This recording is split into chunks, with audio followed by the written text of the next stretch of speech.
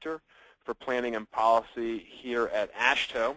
And I want to welcome everybody to the first of 6 asset management webinars that are being sponsored by the FHWA, the Transportation Asset Management Expert Task Group. You're going to learn more about the TAM ETG in a few minutes when Tim Henkel, the chair, gets on and make some opening remarks. But today's topic is on target setting and asset management plans. Very timely, given 2 of the rules that are out and the target setting activities that states are going to have to do, and MPOs as well. In the coming months, we will address other topics through this webinar series, including Asset Management 101 for MPOs, various aspects of life cycle cost analysis, cross-asset allocation, and integrating asset management into an agency's process. For more information on this webinar or to register for the other 5 upcoming, you can go to tam.transportation.org and click on webinars, and you'll be able to see and register for those webinars. In addition, at that same address, you will find archives of many other webinars, not just these that are being sponsored by the Asset Management Expert Task Group, but other ones that have been sponsored by AASHTO and FHWA since 2012. And before I turn it over to Steve Gay, I do want to mention and sort of make a plug for a LinkedIn group simply called Transportation Asset Management that was started by Matt Haubrick of the Iowa DOT. And this was set up currently only for sort of state DOT, public sector asset management practitioners to sort of share and talk about different ideas related to asset management. If you have a LinkedIn account, you can search for the group Transportation Asset Management and request to be a member. And then finally, if you do have any questions for the presenters during today's webinar, please use the Q&A chat functionality or feature in the GoToWebinar control bar or panel and ask your questions that way.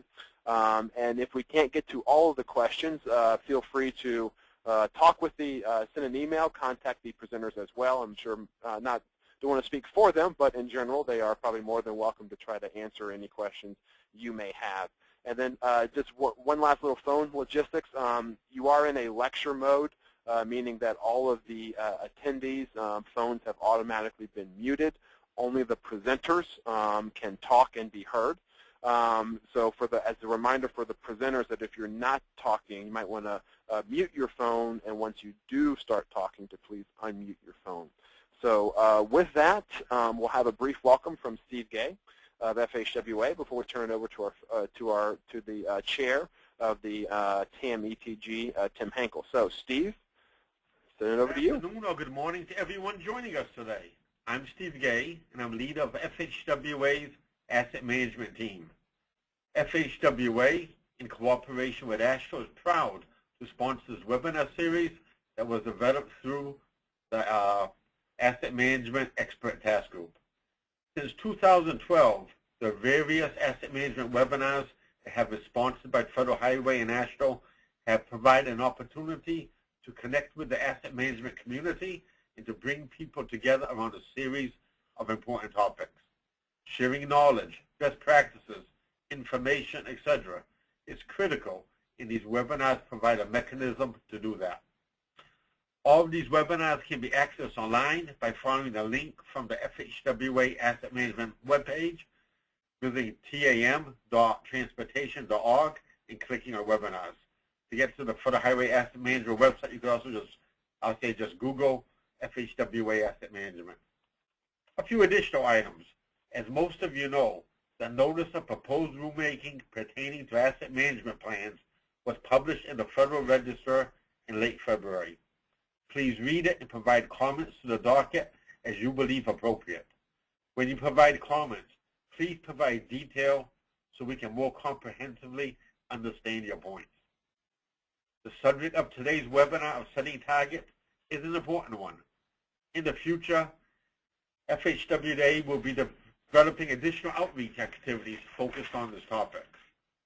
But as you develop your asset management plan or review the asset management plans that have been developed that can be found on the FHWA Asset Management website, there are a number of questions to consider. What performance measures are important to include in your agency's asset management plan.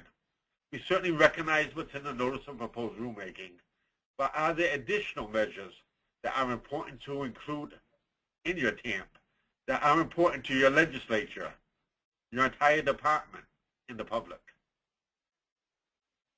Also, how measures and targets are communicated is important. Examples you sometimes see: Serviceability Index, IRI. Does the audience understand what these mean? A question to ask is, as you develop your TAMP, is there a better way of showing or explaining? It becomes obvious quickly when setting targets to what degree should the target be aspirational or fiscally constrained. Matt earlier indicated the link between targets and money available. Also, it must be remembered that it is important to develop investment strategies that address these short-term and long-term targets. Another consideration, should all classes of roads have the same targets? I know you see some of the asset management plans that have been developed, they break it out based on VMT or some other area. Also, we talk about risk-based asset management plans when setting targets. Are the risks being addressed? Etc. With that, I'd like to welcome Mr. Tim Henkel, who is facilitating today's webinar. Tim is Assistant Commissioner and directs the Modal Planning and Program Management Group at Minnesota DOT. He is also the Vice Chair of the AASHTO Standing Committee on Planning and the Subcommittee on Asset Management. Recently, Tim became the Chair of the Transportation Asset Management Expert Task Group. Now let's welcome Tim, who will talk a little about today's webinar and the Asset Management ETG. Tim? Thanks for that introduction, Steve, and welcome to everybody that's on the webinar today. Thanks for joining us. Matt, if you'd be so kind as to go to slide 4 first. I want to start there, and then I'll come back to slide 3. I thought, folks, what I'd do first is just to give a little bit of background and perspective on how and why the ETG was formed and some of their activities, and then we can get into the agenda today and get things moving. So first, let me say this. I think I'm speaking to the choir when I say that managing highway assets effectively has become increasingly challenging as we, in particular state DOTs, deal with aging infrastructure assets, increased demand on the system, higher customer expectations, as well as the widening gap between investment needs and the available resources, especially due to the lack of gas tax increases as one source of funding in recent years. From my perspective also, and further adding to our list of challenges, is the increased pressure to make decisions more transparent and to improve agency accountability for investment decisions. For many of us, these realities have led us to the implementation of transportation asset management principles for making strategic investment decisions that preserve the physical highway assets, that recognize customer expectations, and consider the long-term financial implications of different preservation strategies on our various transportation systems' performance. For Congress, the realities have led to MAP 21 legislation that requires states to develop a risk-based asset management plan for the national highway system to improve or preserve the condition, the assets, and the performance of the system. So, from my perspective, it's really clear to me today, more than ever, that tools, methods, strategies that help us, particular DOTs, address the technical and organizational issues associated with our asset management challenges and legislative realities are really needed.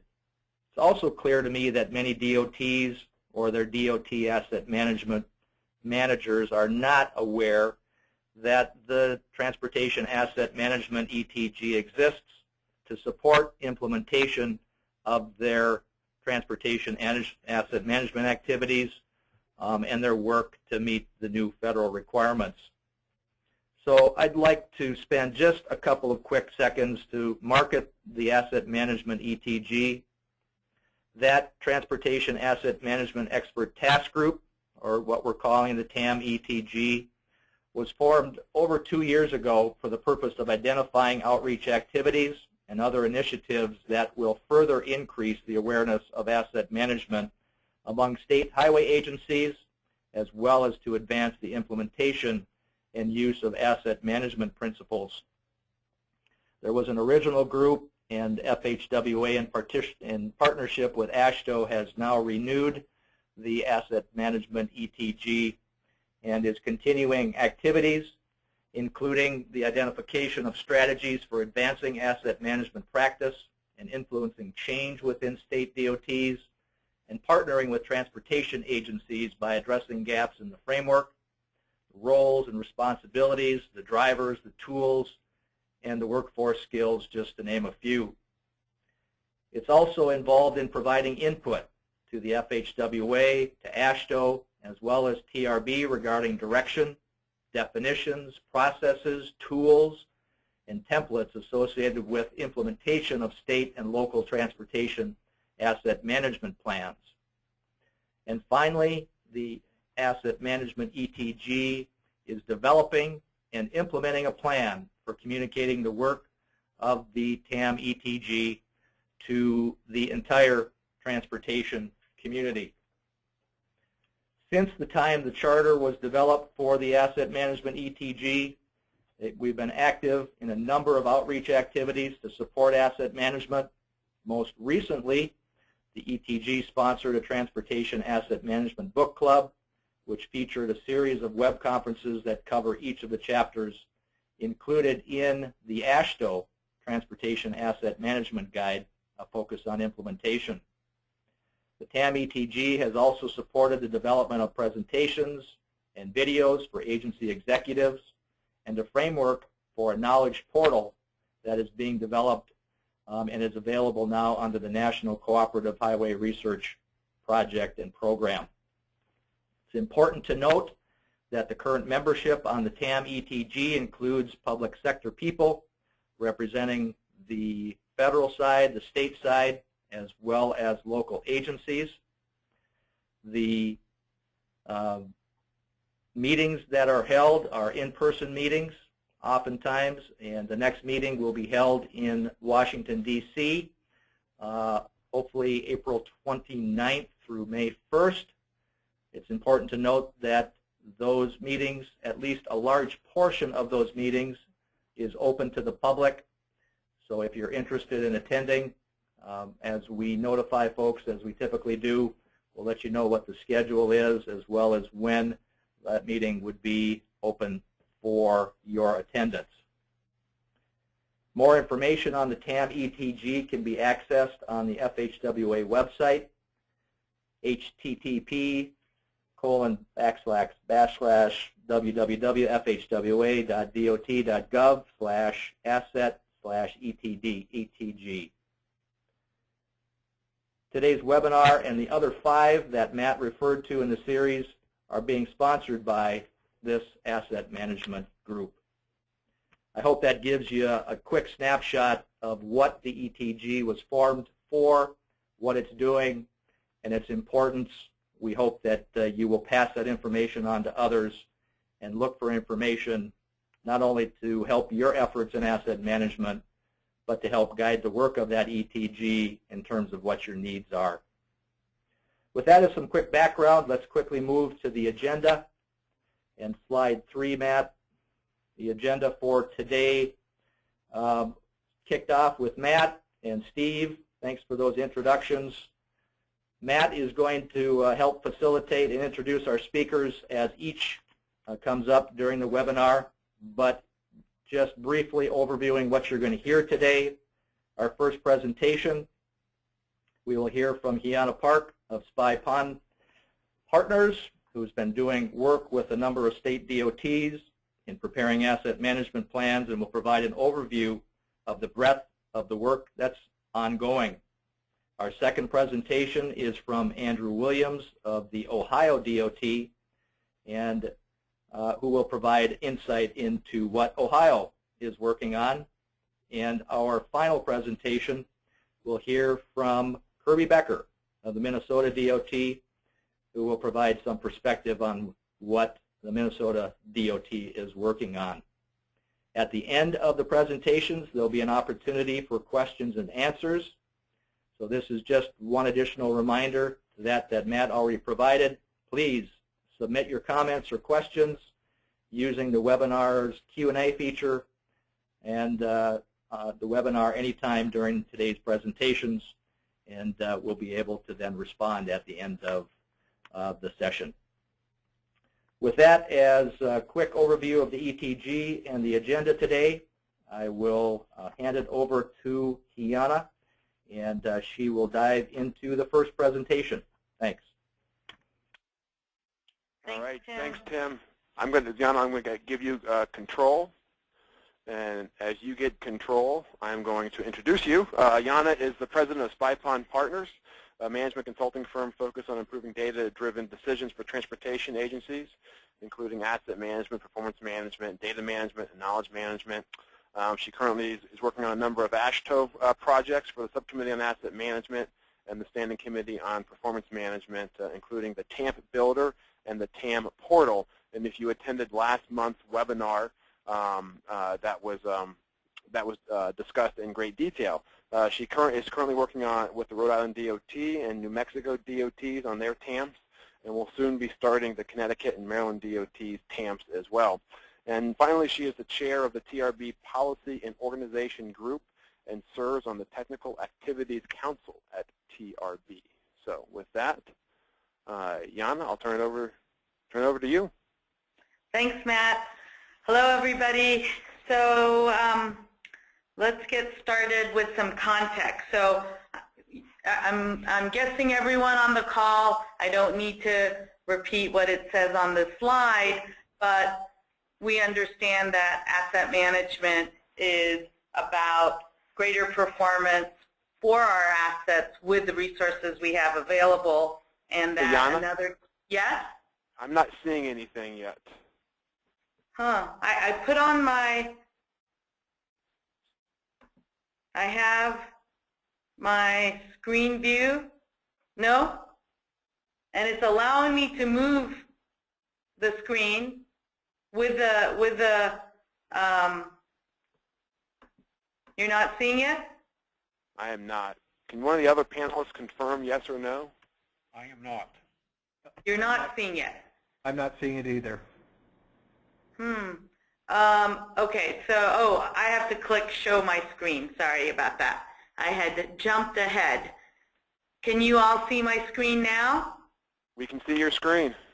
All right, it was, yeah, sorry about that. All right, so here's I think there are multiple definitions of asset management, but key elements, as I stated before, is really about greater performance of our assets given the resources available and optimizing our resource investments based on factors such as risk. Then let's look at target setting, which is a data-driven collaborative process that determines what an agency wants to achieve within a specific time frame, and they're used to assess progress towards achieving your goals and inform your adjustments as you go and be able to communicate with stakeholders. And so really, again, it's about defining what you want to achieve and being able to assess your progress in moving towards the goals that you've set. So stepping back for a minute, I'd like to ask the audience here, is your agency on autopilot? Are you doing business as usual? Do you repeat what has always been done? Are you only making minor tweaks in your decision making? And you're really distributing your resources based on how it was done before. The other factor is, are you driven by political and personal agendas? That individual wants, meaning some big voice, is driving the major decision making in your agency, and project attention is driven by who has the biggest voice, and there's no standardized way of doing business, and reactive is the word that best describes how your agency operates. So I put up these two slides to say that, you know, we see a lot of this behavior in transportation agencies, and I think it resonates, even if it's not widespread, in some of the areas of how you operate. And really, the issue is, as we started with the definition of asset management and target setting, is that target setting really is the mechanism that's going to make asset management a reality for your agency. Because as we all know, asset management is really about making better decisions given good data to enhance the performance of your assets. So let's look here. So this slide, I don't think it's 100% accurate, and so I'm going to ask those of you who are listening to email me if I don't have your state starred here. But as Matt had stated, I'm working on some TAMPs, but I also have a broader view of asset management planning and target setting, because I've been working on developing the TAMP Builder tool, where we're collecting asset management plans. We started out with international plans, and we are slowly adding state-based asset management plans as they're getting drafted and completed. So you can see here the green stars are some of the plans that are in the TAMP Builder that were pre-MAP 21. The yellow ones are ones that we have for states in the TAMP Builder that some of them are in draft, but the states allowed us to present it in the TAMP Builder so that all the states can learn from the experiences of those who have trekked first into the MAP 21 TAMP building. And then the orange stars are the states where we know TAMP efforts have started, and we know that at some point that a TAMP will be there in the foreseeable future. If your state is not shown with a star, just, you know, my email is down there. Shoot me an email and tell me where you are on your TAMP and roughly in what time frame you're going to have your TAMP, so that we can add it, and so people can see how you do things and learn from it and do it better the next time or the first time they're doing it. So this is kind of what's informing me and what you're going to hear in my presentation. So I would say that the general state of practice across the country for target setting is still relatively immature. There are a handful of states that have been doing target setting, have experience with it. We don't see, you know, I can count on one hand states that are doing it in a much more robust, full way. But what I'm going to do is, you know, present these 7 components of target setting that you really need to have in place to be able to integrate into your TAMP target setting as a full element of your asset management plan. And so, you know, I'll just go through them quickly, and then I'm going to go through each one and just talk about where the state of practice is.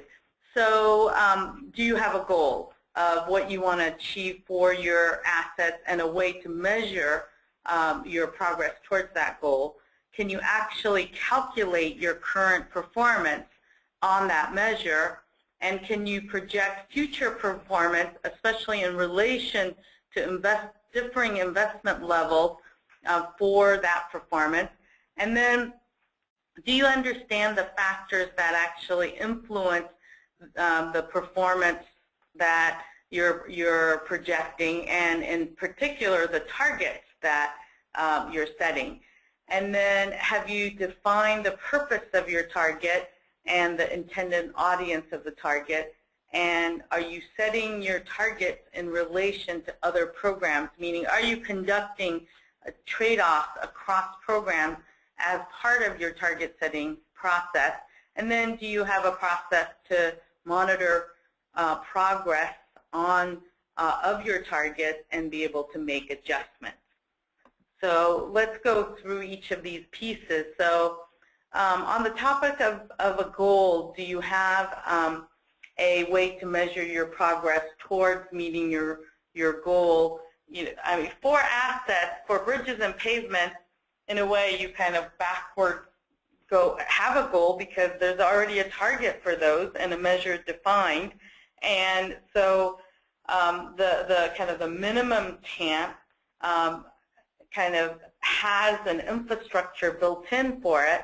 But for a state, you have to consider how does the measure and target relate to your non-NHS, because if you are building your TAMP for your entire agency, you do have to consider that. And then the other part is, MAP 21 was introduced recently. Do you have other goals that exist for your state, and how does that relate to that? For instance, you may have goals and measures related to your pavements and bridges that are different from those that MAP 21 require, and are you able to do it? And we're seeing that these are issues that that states are grappling with right now as the rules have just come out, and people are figuring out how to manage their asset management program in relation to MAP 21. But then as you look at other assets, we would say that it's pretty immature about how you look at your other assets, such as ancillary structures, safety-related assets, and there are many more: tunnels, pavement marking, signs, whatnot. And the question is, for these other asset types, when you set a goal, for instance, like maintenance first or fix it first, how do you translate it into a measure that's realistic, that works for those asset types? And what we're seeing is people are taking small steps, realistic steps, to just get started, and we see that over time this area is going to become much more robust, but we would say they're very preliminary.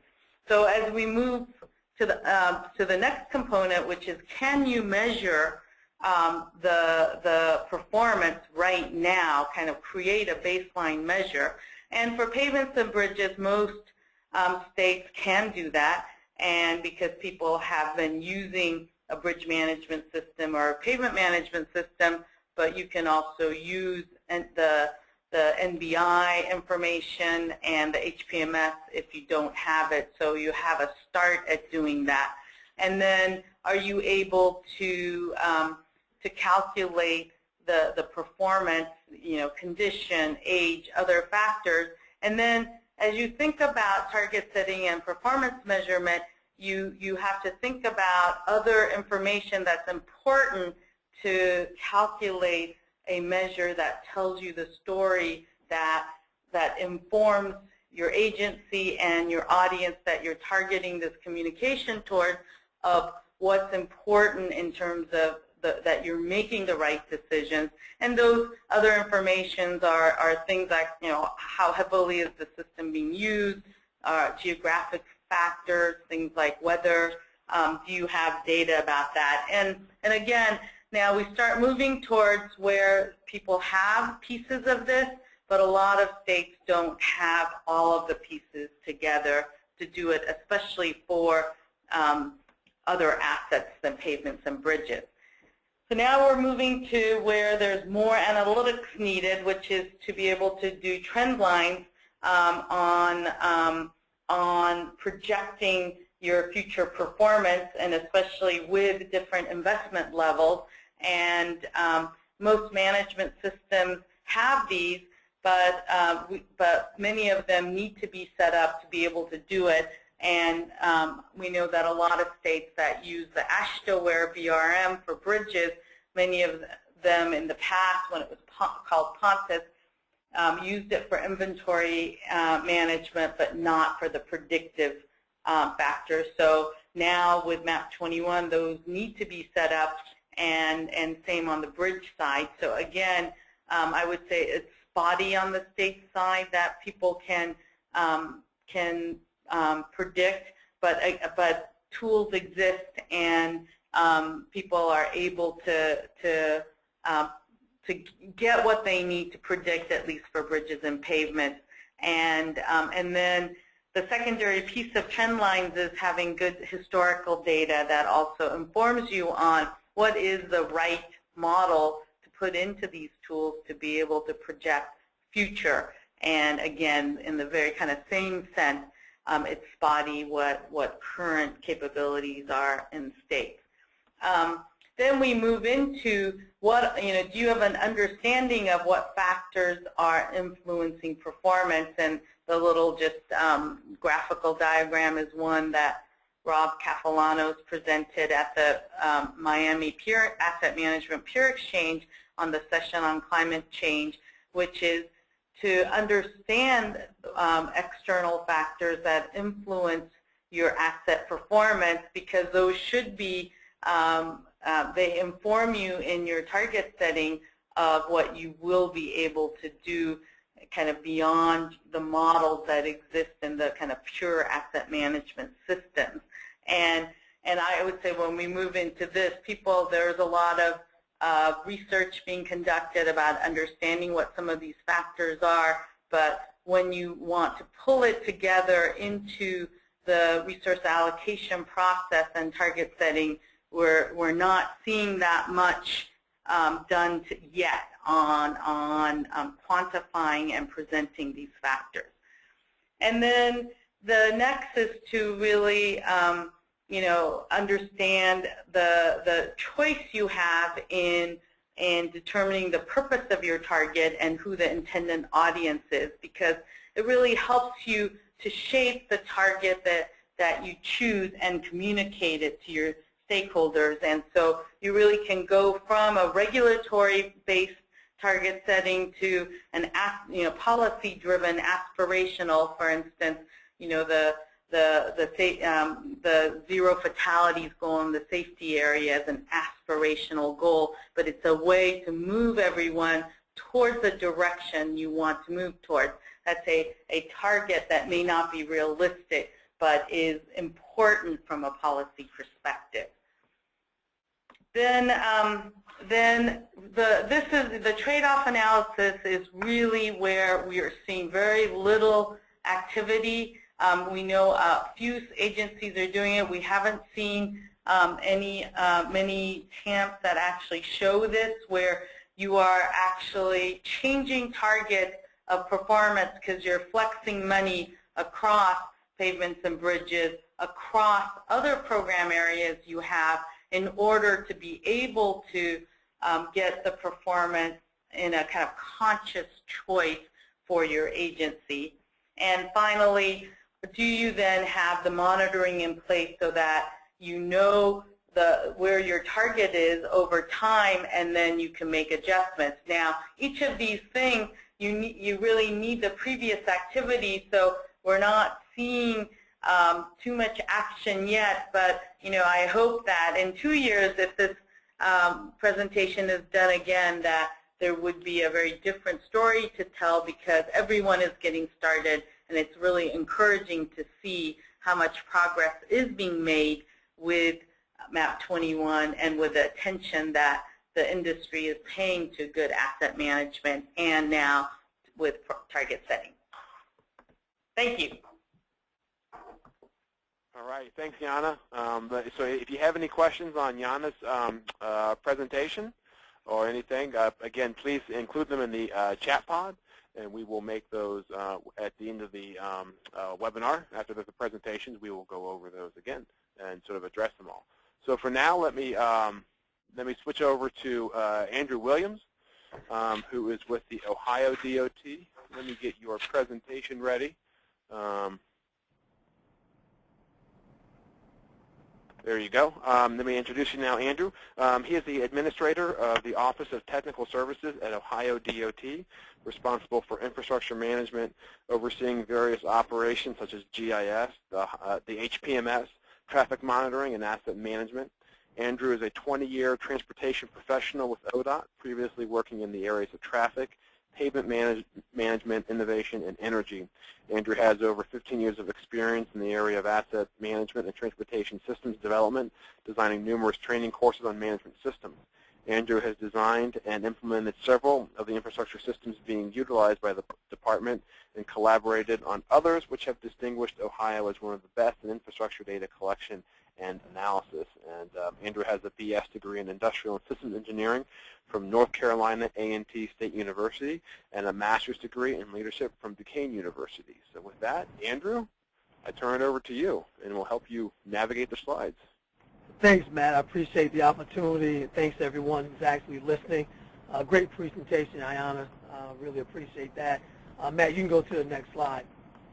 One of the things that we've done here in Ohio for the past 20 years, we've been utilizing performance measures. We call them operational performance index. And so we've got a lot of experience with that, dealing with it with our largest two assets, pavements and bridges. So Ohio's game plan for setting these performance targets that have been handed down to us as a legislative mandate, but also something that we've been working on revamping here in Ohio since we've been doing it for a while. So our game plan is very simple. We're going to do what's in the best interest of the agency while still trying to make sure we meet any federal requirements that we have to meet. So we want to make sure that we're doing business as it pertains to Ohio that meets Ohio's needs and its citizens. We're going to utilize our historical pavement and bridge performance trends to set targets. We're going to measure and manage. We're going to measure performance, and we're going to manage that going forward. We're going to set realistic targets that are sustainable in terms of funding and performance. And then we're going to promote good transportation decision making. And that's all the way around. We have partnered up with our locals. We have an asset management leadership team that's comprised of our district, our 12 districts, our central office, and our locals, our NPOs. And we're engaging folks all the way around to make sure that it's a cross-asset management decision-making process. Next slide, Matt. This is a heat map, and it shows historical pavement condition. The reason why I wanted to show this is if you look back in the early 1990s to the mid-1990s, particularly the first part of the 90s, we were utilizing an OPI that we developed back in 1995 under the direction of Gordon Proctor, who was our Director of Transportation. He wanted us to measure what percentage of our system we deemed deficient, and we wanted to set a target. So not having a lot of experience with that, we took a swag at it. And what we came up with was we said for the priority system, which is all the roads that are interstate or multi-lane divided highway systems, that made up our group called the priority system. We had a standard of 65, a PCR standard of 65 that we established, and we said that no more than 10% of those miles would be below a PCR value of a 65 in each district. So basically, you had to be 90% sufficient on that particular system. And as you can see there again in the early 90s, we weren't doing so well in our different districts. I mean, we had some that were down in the 40s in District 3, and it prompted a lot of questions.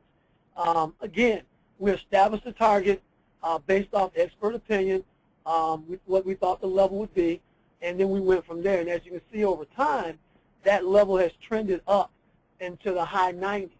And so what the measure did for us, it highlighted some construction practices that were not good. It highlighted some bad materials that we were using in the area, like in District 3, where we had bad gravel. It also highlighted some very bad pavement management practices also. Next slide. Here's another graphic of a pavement condition rating chart that we utilize. Now that we've had history and a lot of experience of utilizing these performance measures, the OPI, our new administration, our director said, you know what, the OPI is a little bit difficult to read. We know it's probably pretty good, and our internal folks understand it. Let's go to something that's a little bit easier for us to to digest and for our public to digest also. So we went to a weighted average pavement condition rating number, and we transitioned in parallel what our deficient rate was to this average PCR number. And so here's a graphic of how we're trending on each one of those systems utilizing this new metric, what we call a critical success factor of an average PCR number, weighted average PCR number. And again, the priority system is our interstate and multi-lane roads. Our urban system are those routes that flow through incorporated areas, and a lot of our MPOs are responsible for. And our general system are basically our two-lane roads that are primarily in rural areas. And as you can see, we're not doing too bad on the priority system and general system, but where we have a problem that is on that urban system. And that's one of the reasons why we've made more of a concerted effort to actually reach out to our locals.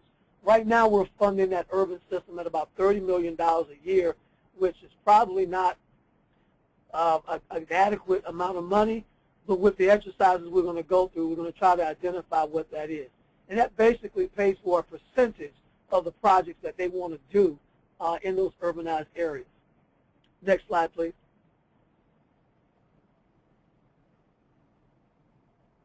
Now by setting this target that we have, we've sat down, we've had experience, we've looked at our historical trends, we've also identified our funding levels and what we can afford and what we can't afford.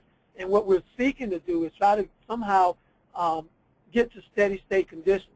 So now when we break down this critical success factor again, but looking at individual districts, we now can identify those areas or those districts that may be underperforming and those that are overperforming or performing above the trend line.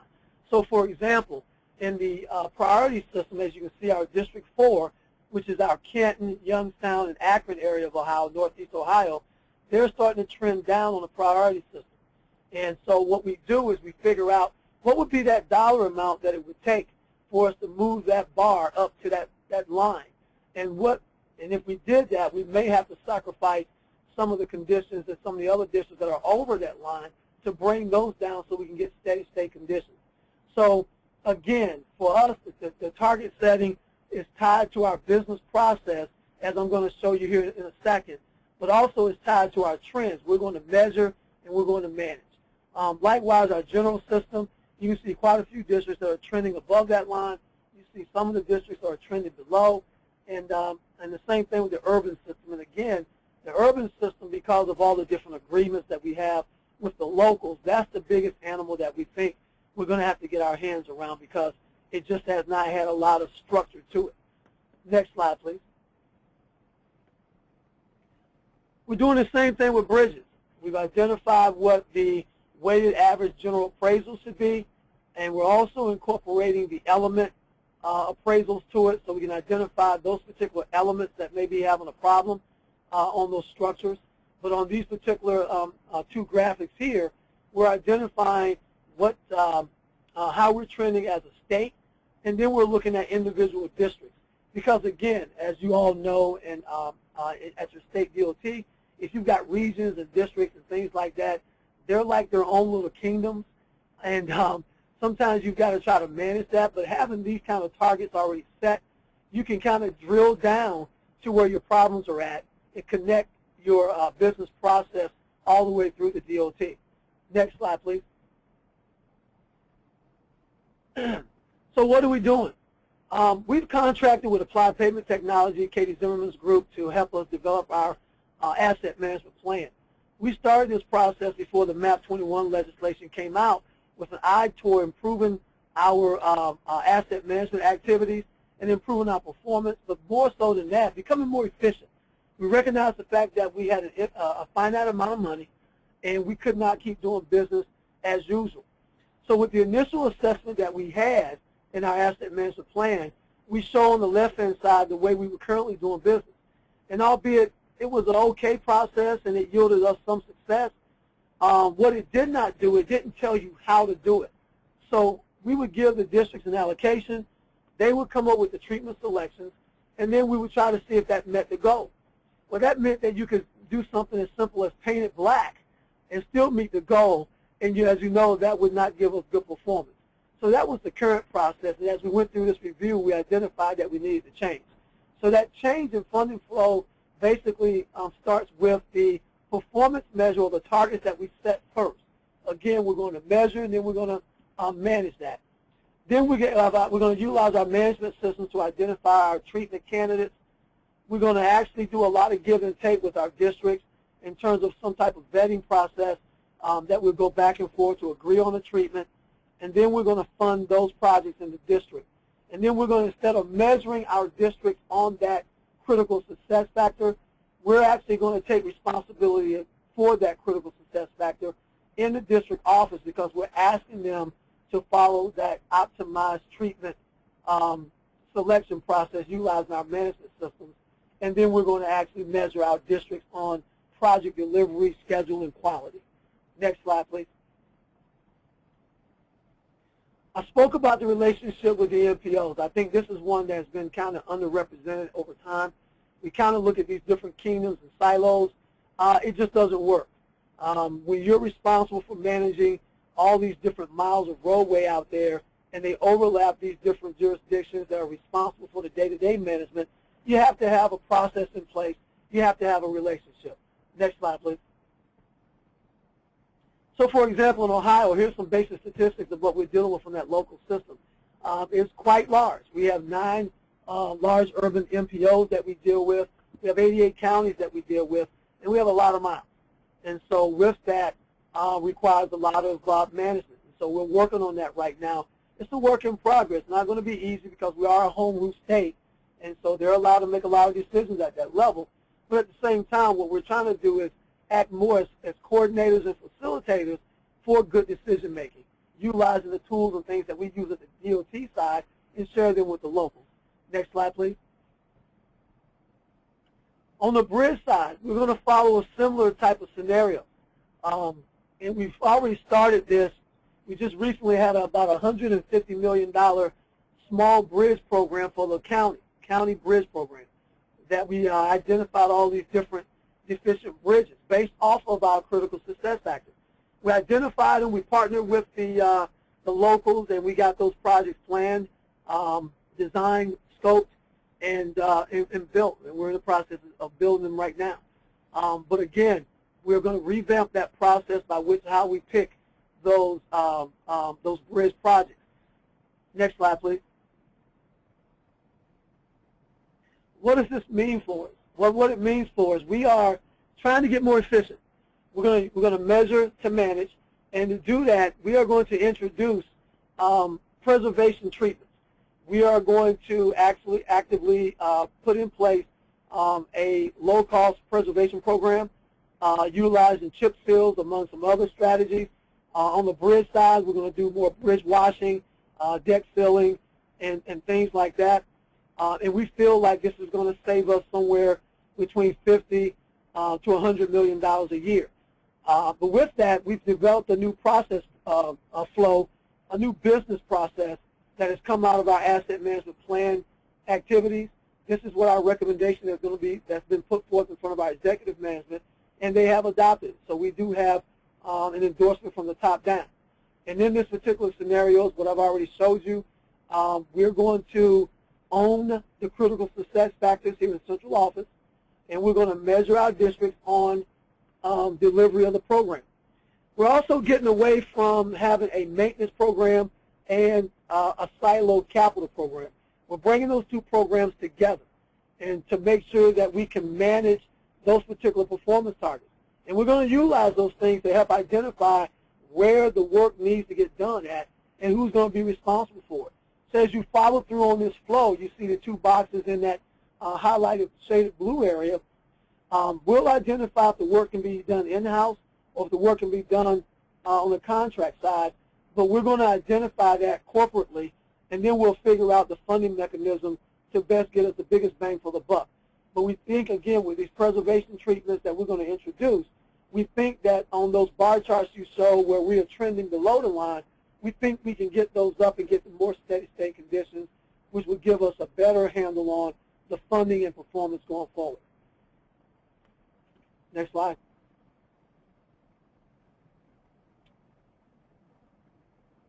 I think that's all we have. Yeah, that's all you have. So I was looking for a DN, but I didn't get there. But that's what we're doing in Ohio. Again, I agree with Ayanna. The first thing we had to do is we had to identify our historical performance, our trend lines. But the biggest thing that we're trying to do is not develop the targets in isolation from the business process and also those folks that are going to be affected by it, namely our districts and our local partners. So that coordination piece is critical, and I think that we're actually coming up with something that we think is going to be sustainable. Excellent. Thank you, Andrew. I'm going to do the moderator's prerogative right here. I know that Andrew has to leave by 3 o'clock, and there were 2 questions that were similar for you, Andrew. So do you have a couple minutes to answer these? Yes, I do.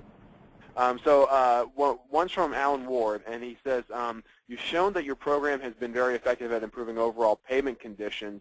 Was this also true for bridge conditions, and how were investment levels in bridges and pavements balanced? Alan, great question. The way we did that was, again, the first thing we wanted to do was kind of measure. We didn't know if the targets that we were looking at were sufficient. It did prove that they were fruitful. We did see improvements in both. Without, at that time, having a full-blown payment management system, we didn't have what we felt was an optimized solution. And so what we've done this time, we've gone back. Oh, and before that, our allocation, we did a bridge and payment allocation, but when it went to the district, Alan, it went as one allocation. And so the flaw in that is that, of course, our districts could spend that money how they saw fit. So even though we were targeting funding for bridges and pavements, they were allowed to mix and match that money and come up with those treatments. And that's the reason why I showed on the left-hand side what we were doing currently as proposed, as opposed to what we were proposing on the right-hand side, was the new business process. And that new business process is more prescriptive. Here's your bridge allocation money based off the targets that we have. Here's your payment allocation based off the targets that we have and what we're trying to meet. And then we're holding them responsible for delivering that. And we have a better way of monitoring and measuring that they're actually doing that. So great question. The old process did not have a lot of open accounting processes. The new process does, and we hope that we'll be able to balance out the spending. Great. And one sort of follow-on question, which I think you could probably answer. How did you identify a benefit for the bridge preservation strategy so they could be traded off against other scenarios or treatments? That's another good question. And to be quite honest, we don't know totally. What we're doing is we kind of reviewed and looked at what research was showing in some other states. We also looked at some of what our districts were doing.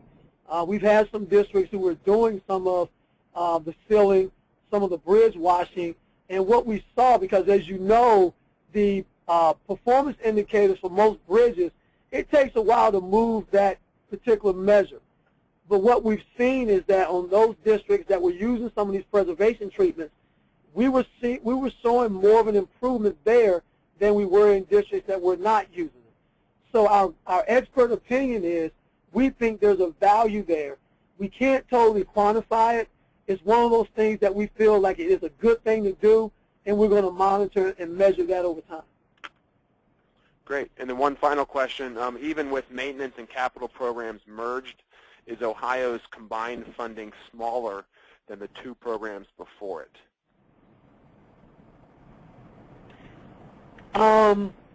Combined programs smaller than the 2 combined no, not really. What this gives us the ability to do basically is take the 2 programs and we can mix and match the money a little bit better.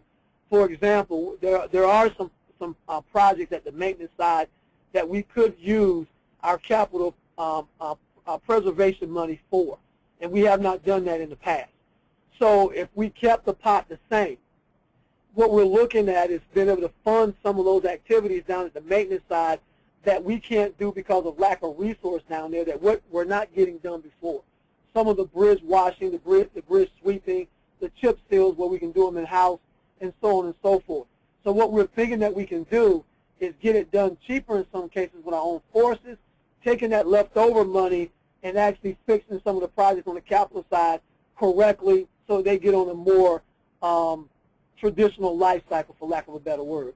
So the funding part is going to stay kind of the same. It's just that we're going to be more efficient, which allows us more flexibility with our funding. Great. Thanks, Andrew, for taking the time. I know we all have day jobs, so you probably have to run at about 3 o'clock. So I want to stop questions there for Andrew for now. If I wasn't able to get to your question, feel free to follow up with Andrew if that's okay.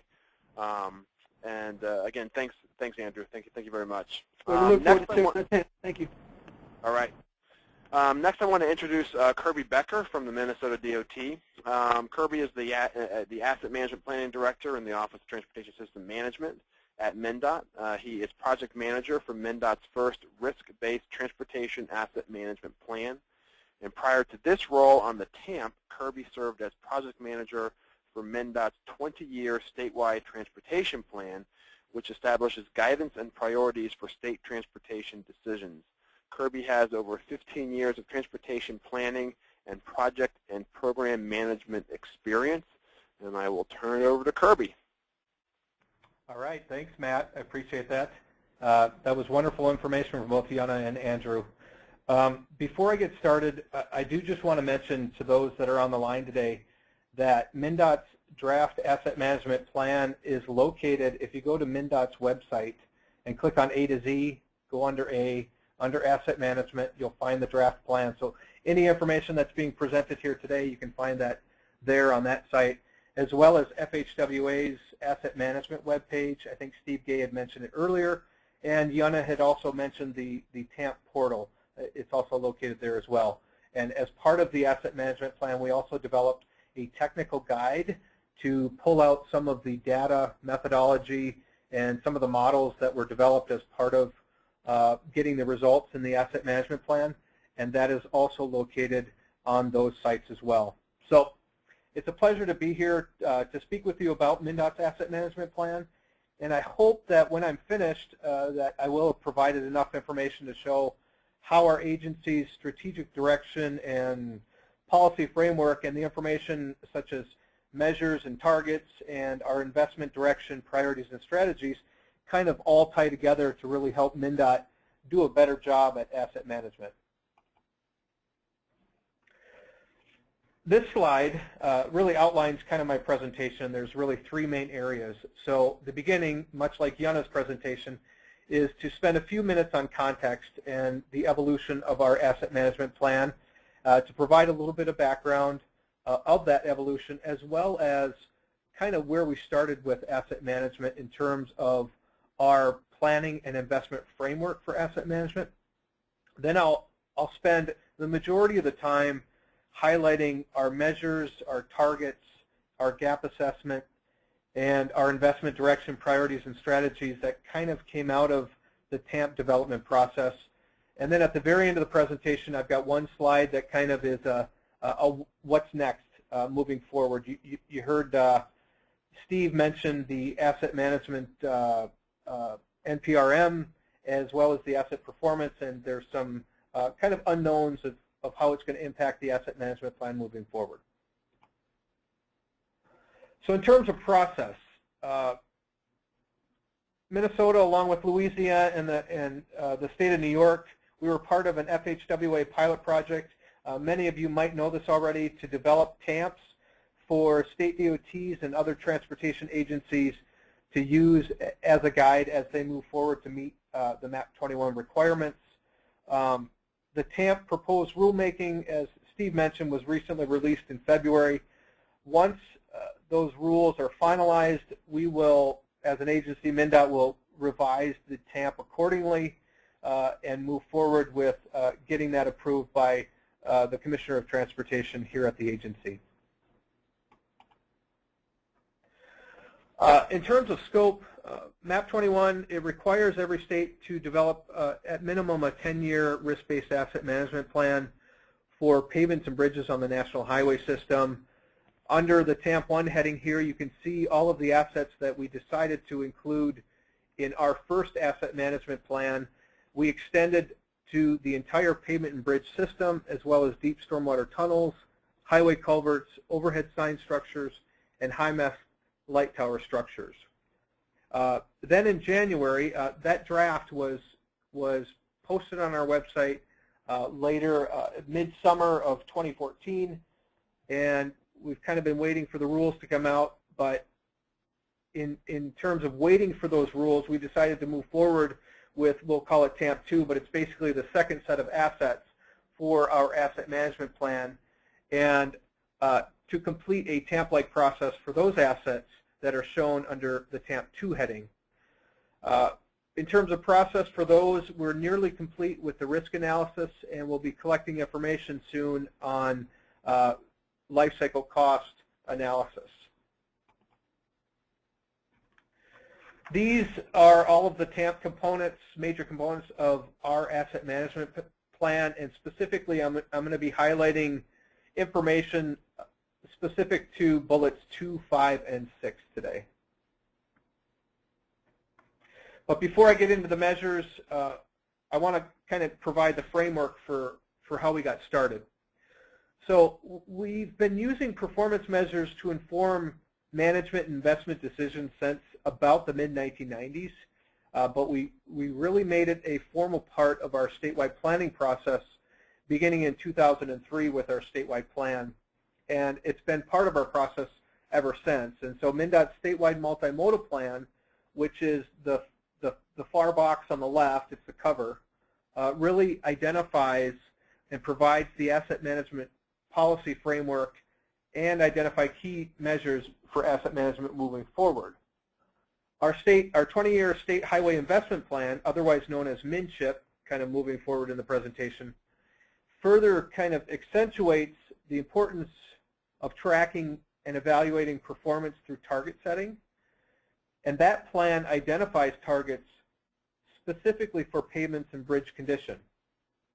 And then lastly, the far right, you see a cover of our annual transportation performance report, which summarizes the plans, investments, strategies, and innovation MnDOT and its partners use to optimize performance and track progress in 10 performance areas, asset management being one of the key areas. These 3 plans really provide a strong asset management framework for moving forward with the asset management plan.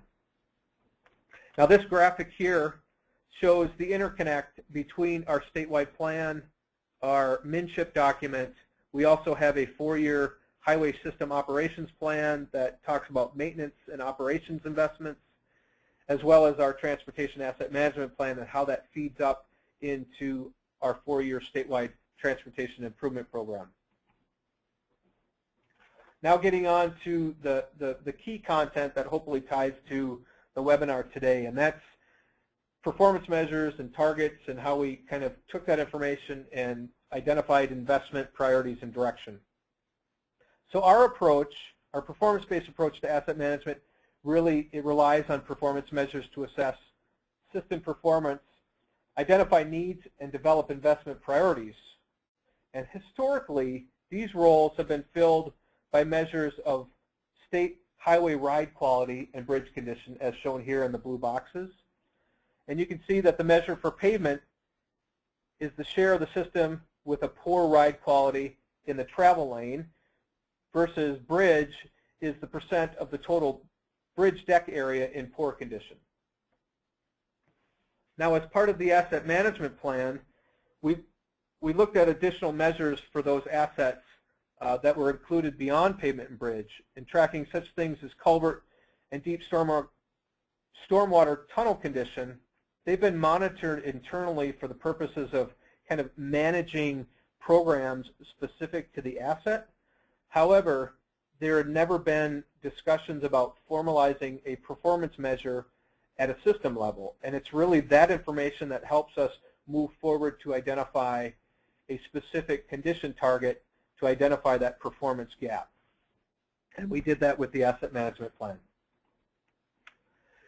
Now, one of the other things that we did as part of MnDOT's transportation asset management plan is kind of redefine targets. I mentioned earlier we have a state highway investment plan, otherwise known as MNCHIP, and it identified targets for pavement and bridge. In terms of developing the TAMP, we changed that terminology a little bit. And the terminology on this slide really replaces that language used in MNCHIP to describe our performance outcomes. I have a few other slides that follow this one that kind of shows where we were with MNCHIP and what we changed or the direction we took with the asset management plan. So moving forward, MnDOT will use target to denote a desired outcome. The term plan outcome will be used to identify outcomes MnDOT is actually managing to. And as long as MnDOT is on pace to achieve plan outcomes, the gap, or i.e. performance gap, between a target and a current or expected outcome will be used to demonstrate our need, but it will not be used to justify for reallocating resources within existing constraints. So this slide here shows TAMP target recommendations for pavement and bridge. And the targets that were recommended as part of the asset management plan, they reflect the expert judgment, and Andrew mentioned this, of our MnDOT staff, having considered a myriad of criteria, that being the current policy within our statewide plan, our investment direction of our 20-year MNCHIP document, which is our fiscally constrained capital improvement program. We've got federal and state requirements such as GASB 21 or GASB 34, the Government Accounting Standards Board, as well as MAP 21. We considered risk, expected or anticipated deterioration, all of the principles of life cycle costs, and last, public expectation also kind of feeds into how we set targets as an agency. Now, as part of the asset management plan, MnDOT recommended retiring what was identified in MNCHIP as a 5 to 9% poor across all state highways. We thought that really a single statewide ride quality results in a useful summary for reporting, but the target is kind of made redundant when you have measures of ride quality specific to interstates, non-interstate NHS, and the non-NHS. So the subsystems really provide a better, more accurate indication of performance because they track more closely how MnDOT manages and invests in each of those specific asset categories. Now for bridge, the asset management plan recommended no changes based on what was recommended in MNCHIP to the bridge condition targets. For the other assets, hydraulics and other traffic structures shown on this slide, the performance targets for condition of these assets, they were not available during the development of MNCHIP, our fiscally constrained capital plan, but working with our asset work groups, they recommended the following targets that you see on the screen of 8 and 3% poor for hydraulic infrastructure and the target for overhead sign structures. The TBD for the high mass light tower structures, at the time they were redesigning the rating scale for those assets. So we didn't have enough information, or the rating scale was not approved at that time to be able to actually identify an appropriate target for the asset management plan.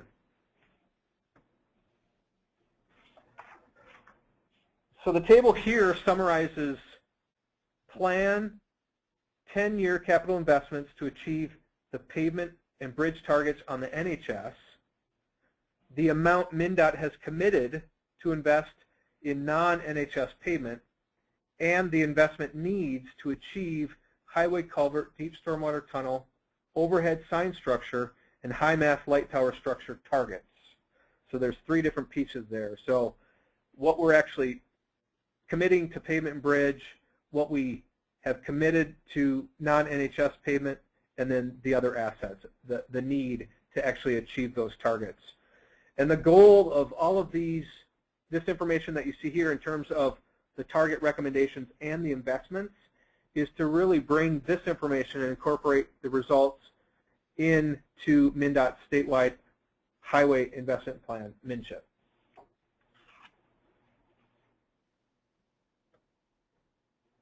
Now, this pie chart shows kind of the direct connection of what you saw on the last table to what we have planned for capital investments by specific categories.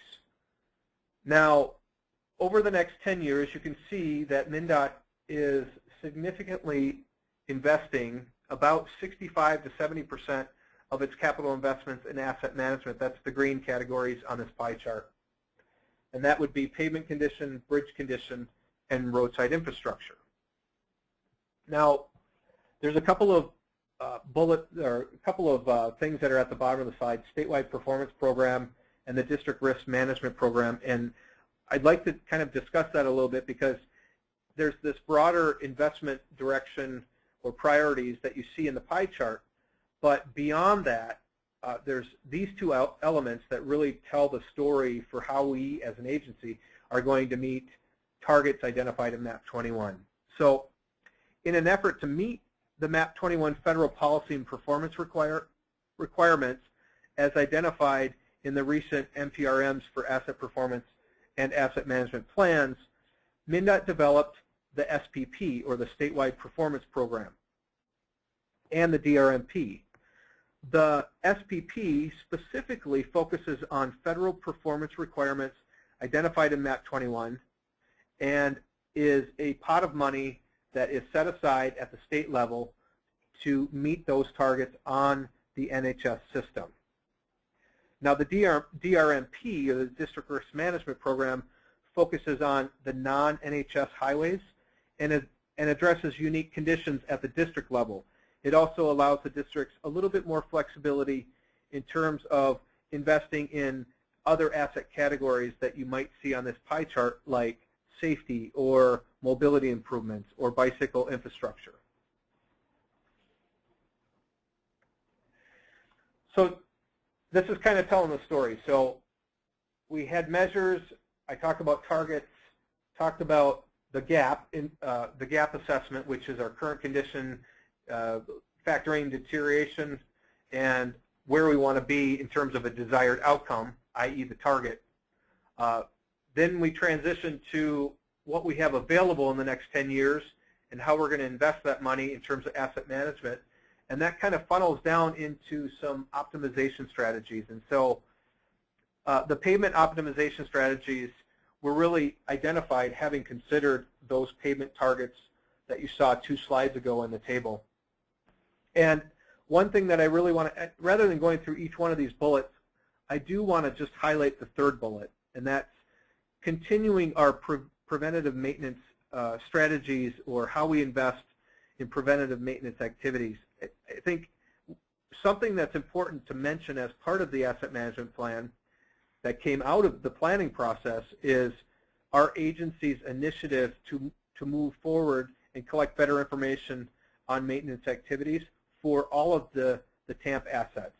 And that's really looking at maintenance treatments and costs as they pertain to optimal life cycle investments. And so we're currently going through that right now, and that information is going to help refine our pavement model and our bridge models and what we have available for information for the other assets. And then lastly, before moving on to talking about the next steps and how we're going to move forward as an agency, these are the bridge strategies. They were also developed having considered the targets that were identified as part of MnCHIP and recommended as part of the asset management plan. And really, similar to the last slide, I'd like to highlight the third and the fourth bullets, and that's, I'd like to talk about another initiative that came out of, or maybe parallel to the TAMP, was developing a transportation asset management system, a kind of a homegrown asset management system that will eventually, long-term, incorporate many of our assets at the agency. And we're starting with the development of that homegrown system for signals and lighting, and that system will allow us to collect better information on condition, deterioration rates, and what's happening in terms of maintenance and operations for those assets. And that'll be expanded and help us better manage other assets, similar to what's being talked about in bullets 3 and 4 for bridge. Now, in terms of what's next as an agency, we envision some potential modifications based on the rules as they were published today. There's a few bullet points, and I've highlighted a few things that may impact some modifications to the asset management plan. That being, in the asset performance rulemaking, it mentions 2- and 4-year targets or performance outcomes, and we have a 10-year horizon for the asset management plan, and it's unclear of how you develop a financial forecast and investment strategies when looking at 2 and 4 years targets. So I've highlighted that here. And then we also have to take into consideration what's being proposed for the 5% and the 10% POR for both interstate and NHS bridges, and how that impacts MnDOT as an agency for the targets that we have already identified with MnCHIP and kind of carried forward or revised in the asset management plan. And then how do we incorporate some of these other things, such as risk, as well as, right now the asset management plan only highlights the percent POR for the assets that are in there, and we will potentially need to expand that to the percent of those assets that are good, depending on where we end with the rules. So that completes my presentation for today. Matt? All right, thanks, Kirby. I'm going to take control back from you. I will have some closing slides. So if you want to, you can start typing in your questions. We have a few of them now. And let me bring up the last slide here. I just want to highlight the upcoming webinars for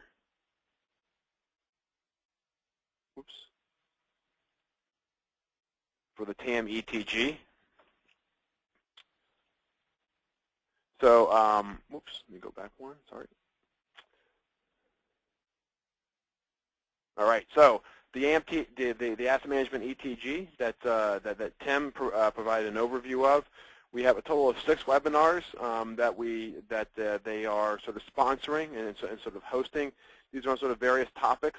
The first one was today on target setting and TAMs. The second one is going to be May 13th, Asset Management 101 for MPOs. I think this will be an important one to sort of engage the MPOs. I know Andrew talked about engaging with the MPOs, and in my preparation of comments and stuff for a host of different, rulemakings and stuff, I've heard that sort of loud and clear, that this sort of connection with the MPOs, we're going to have to really sort of work on that. July 8th, the Network Lifecycle Cost Analysis Part 1, and then on September 9th, Part 2. That's a sort of a big topic. How do you analyze the lifecycle cost analysis? So sort of 2 aspects to that. The 5th one is going to be on November 11th, talking about optimization and cross-asset allocation. I will note that we didn't realize this when we were putting the webinars together, but November 11th, this is Murphy's Law, is Veterans Day. So we will likely be postponing or sort of moving that, shifting it either a week ahead or a week after. We just need to sort of take a look at the calendars and sort of see what Wednesday works the best. But if you've already signed up for that, or if you sign up for these webinars, if we do change it, or when we do change it, you will get an updated email with the new information in terms of the overall date. So please don't wait to register for them. And then the 6th one, and our final one, is going to be integrating asset management into agency processes. So those are the 6 topics that the TAM ETG webinars are going to be covering. So with that, let me go to a couple of questions that have sort of come in, and I will direct these at the people who asked them. The first one is for you, Kirby. Can you elaborate on, I guess you referred to $870 million for project support. Can you elaborate on what that includes? Sure. In order to deliver the system and all of our projects, we typically anticipate or project anywhere between 10 and 17% internally to actually deliver that program. And so that's what the project support category entails. I don't know if that's enough detailed information. Well, the person who asked the question, if that's not enough, type in another question and we'll try to elaborate on that a little more. And the other question that came in is also for you, Kirby. It's from Karen Miller from Missouri DOT. How long did it take you to develop the first TAMP, and then the follow-on? How long before you started to tackle the second TAMP, and how long did it take you to complete the TAMP 2, I guess as you labeled it? Sure. We started the process for the first asset management plan, or we'll call it TAMP 1, in December of 2013, January 2014, and then had that TAMP available last summer in a draft form. So it was a relatively quick turnaround, and a lot of that was as a result of working with the Federal Highway Administration on the pilot project, because the Federal Highway Administration had a consultant that they had hired for the pilot project to really keep a very, we'll call it, detailed or timely schedule for the deliverable of the asset management plans in a draft form. And so we were kind of sticking to that deadline. So we have the draft TAMP. That was available in the summer. It's still out there, and hopefully we don't have to revise it too much based on the final rules. But in terms of moving forward with the second set of assets, or TAMP 2, we started in January, and we're envisioning about a 12-month process for those assets. Now, we're saying a little bit longer because with the first asset management plan, MnDOT hired AppTech, a consultant, to help us with the initial asset management plan. And we also had some additional staff within our unit to assist with that. That additional staff has since gone on to other endeavors, and we do not have a consultant for the second set of assets. So we're anticipating that it's going to take us a little bit longer than, say, the 6 to 9 months that it took us for the first asset management plan. Great, thank you. So there was a request for your information, Kirby, so I put that up on the screen. So if you're looking for Kirby's email address and phone number, you should see it there on the screen. And there was one more question came in. Explain, this is for you, Kirby, explain again how you began implementing the asset management plan. Could you go over that one more time? Sure. So we started out, Federal Highways had hired a consultant to work on the pilot project specifically, and the states could use that consultant to help develop their asset management plan. And we did lean on that consultant to help us with our work plan, but we also hired a separate consultant in the beginning of January, we'll just say January 2014. And in the beginning, the structure that we used is we had a project management team, which consisted of, we'll call it, key leads from each of the asset work groups, as well as myself and a few other individuals. That project management team was part of a larger steering committee of about 30 individuals that included representation from our finance department, our materials office, senior leadership, our Minnesota FHWA division office. We had representation there. So it was a much larger group, and they met through a series of workshops. So, and then the third piece is we had work groups that were structured around each one of the asset categories. So we had a pavement work group, a bridge work group, a hydraulic work group that talked about both deep stormwater tunnels and highway culverts. And then we had a fourth work group called Other Traffic Structures, which looked at information for specific to overhead sign structures and high-mast light tower structures. So it was kind of a three-tiered approach: the project management team, our steering committee, and then the work groups. And it was really the work that came out of the work group activities that fed up into the project management team and then onto the steering committee for kind of ultimate approval that got worked into our asset management plan. Hopefully that provides enough information for you. Matt, if I could just add something. As Federal Highway undertook this pilot project, one of the deliverables was come up with a template, a work plan that other states could use, and also specific work plans for the 3 states. If you go to the FHWA Asset Management website, you click on resources, and it has a item on asset management plans. You can find it there. Another item that you can find on that website, Tim earlier indicated that a video has been recommended and developed in coordination with the ETG. You can view that video. We've had some pretty good reviews about it. I know we're having a little hiccup with our website, where sometimes it's working really good, sometimes it isn't. They updated the server this past weekend, and everything isn't clicking the way it should yet. But hopefully it'll be set later today or tomorrow.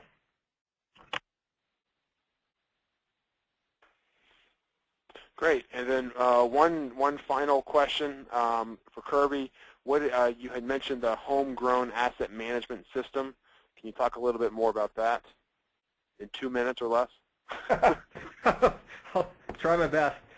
So MnDOT senior leadership had approved a certain amount of money, and I don't know if I'm at liberty to talk about kind of the fund, because I don't know where we're at with the selection of the consultant or the designer of the asset management system. I don't know if it's fully approved, so I can't divulge any of that information. But we had a certain amount of money that was dedicated to actually put out an RFP to develop an asset management system that could be expanded to different modules for other assets.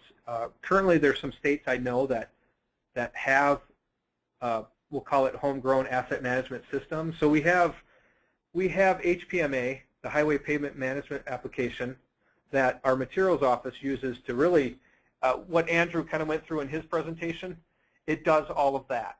We also have BRIM, Pontus, and SIMS, which are, we'll call it bridge management systems. All 3 of them kind of work together. So they're very mature in where they're at. So they're going to kind of stay where they're at for a while, and we're going to take some of the assets and build a homegrown asset management system built around the needs that will track information on those assets, such as age and condition and when treatments are occurring in terms of capital investments and maintenance investments. And I think that should provide enough information for the asset management system. And we're looking at hopefully having a contract sometime this spring. Great. Thanks, Kirby. So with that, so following up on 2 items, just to give Jana some love out there. The first one is we talked a lot about the TAMPs, and Jana's team there up at Spy Pond Partners was the contractor who did the TAMP builder, the TAMP template, whatever you want to call it. And you can access that. You should be seeing it up on your screen. If you go to the website www.tamptemplate.org, you can access that. So Jana mentioned a bunch of the asset management plans that she had included or sort of reviewed as part of that tool development, and I just wanted to let you guys know that it does exist. You can go use it, and please do so. So tamptemplate.org. The other one is the FHWA Asset Management website, and that's up here as well. And the video that Steve was talking about, I'm highlighting it here. It's sort of on one of the highlights there. So again, you can sort of access all that great asset management information here from the DOT website. So before we close it out, Steve, any sort of closing remarks or comments or anything? No, I really enjoyed the presentations. I thought they were really beneficial with the states. Jana raises some real good points. The background information that Tim provided on the ETG, I thought that was quite valuable. Thank you, Matt, for all your efforts and all the presenters. Participants, don't hesitate to contact us if you have any questions. Federal Highway with AASHTO and the ETG will be holding these and other webinars. I think it seems like on a monthly basis, huh, Matt? Just to try to get the word out there and advance the state of the practice. Thank you all so much. All right. Thanks, Steve. And we will have the slides and we'll have the recording posted to tam.transportation.org, which is also getting a revamped sort of design and everything very, very soon. So with that, thank you very much, and look forward to talking with you next month and the month after that on asset management. So thanks, everybody. Thank you.